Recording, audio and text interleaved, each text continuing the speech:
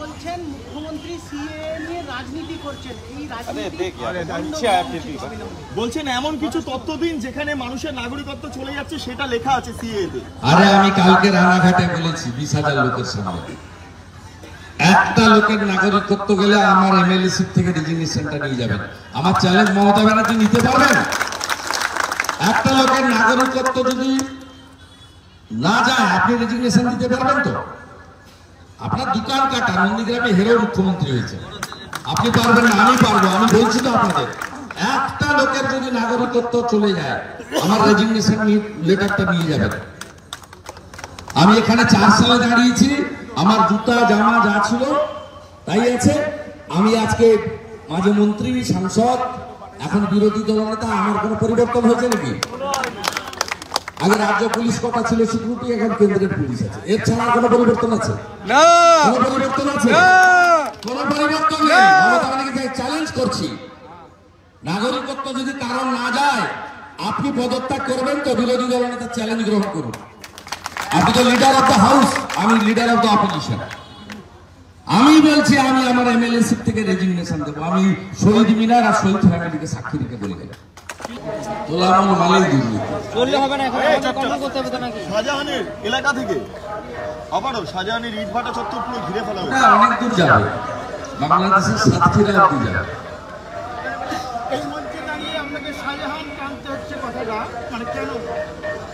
নন্দীগ্রামের মায়েদের সেদিনকে ভূমিকা দেখেছিলাম, সন্দেশখালীর মায়েদের ভূমিকা দেখেছিলাম। সেখানেও ভূমি লুট ছিল, জমির পর জমি, বিঘার পর বিঘা জমি নিয়ে জোর করে জলকর করে দেওয়া। সমস্ত ধানি জমিগুলোতে সেখানে জলকর করে তাদেরকে গায়ের জোরে। আমাকে তো শিবু হাজারার একটা ঘেরি দেখিয়েছে 723 একর, 10 বিঘা 8 বিঘা সব লোকের কাছ থেকে জমি জলকর কাউকে দেয় না। সেখানেও ভূমি লুণ্ঠন ছিল, সেখানেও নারী নির্যাতন ছিল, এখানেও নারী নির্যাতন ছিল। আমি উদাহরণ দিয়ে বলেছি। হৈমবতী হল্লার মা, এদিকে আসো তো, তোমার কোথায় গুলি মেরেছিল দেখো তো।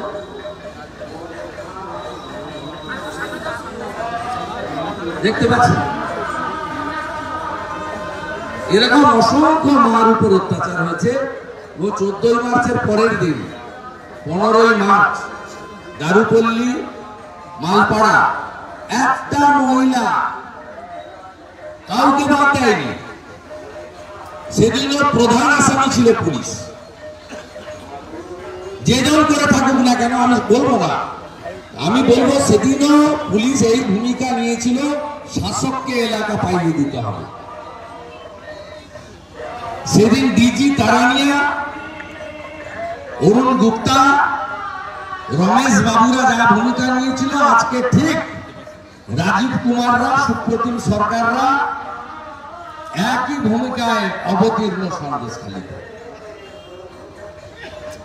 তাই নন্দীগ্রামে গণ আন্দোলনের সময় আমরা বলতাম 42-এ ব্রিটিশ বিরোধী আন্দোলন মাতঙ্গিনী হাজরা যেভাবে করেছিলেন, রাস্তা কেটে কাঠের গুঁড়ি ফেলে, তখন ওই থাম্বা ছিল, সেই থাম্বা ফেলে, ঠিক একইভাবে নন্দীগ্রাম করেছিল 42-এর আন্দোলনের মতো। আবার নন্দীগ্রামে যে আন্দোলন হয়েছিল মাতৃশক্তি দেবী শক্তি, কাউকে ভয় না করে একদম চোখে চোখ রেখে, সেই একই লড়াই সন্দেশখালীতে টিভিতে আপনারা দেখেছেন, আমি নিজে দেখে এসেছি। মোট 5 বার যাওয়ার চেষ্টা করেছি, 4 বার যেতে পেরেছি। একবার আটকেছে সায়েন্স সিটিতে, কোর্টের অর্ডার নিয়ে নৌকো চেপে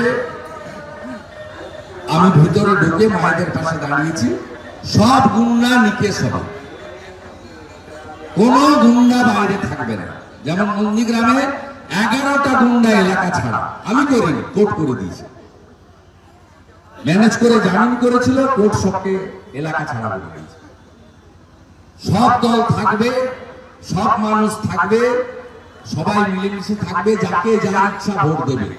গায়ের জোরে আমি মস্তান, দাদাগিরি, এই জিনিস আমরা করতে দেবো না। গোটা ভারতবর্ষে কোথাও হয় না, শুধু পশ্চিমবঙ্গে হয়।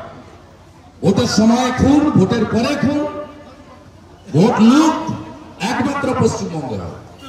শ্রীকান্ত ভাই ভালো আছেন? কি খবর, ঠিক আছে তো? হরে কৃষ্ণ। শুভেন্দুদা বলছি আজকে এটা লোকসভা নির্বাচনের আগে বলছি। আপনি দেখছেন না আস্তে আস্তে ডাউট হচ্ছে। আমার সঙ্গে কি করেছে 21 সালে, 22 সালে, 22-এ আমাকে হাইকোর্টের অর্ডার নিয়ে আসতে হয়েছে আমার এলাকা। আমি এখানকার ভোটার, এখানে জমি আমার আছে, আমি এদের অন্তরে ঢুকে আছি। কখন কি পদে থাকলাম হয়ে গেছে, এর সঙ্গে আর্থিক সম্পর্ক। 2003 সাল থেকে আসি আমি। এর পরে পরে 1 টাকাও পাবেন না। এই যে ছাড় মালগুলো ঘুরছে না, এদের 1 টাকাও পাবেন না। 2024 কি বলে তৃণমূলের শেষ? শুভেন্দুদা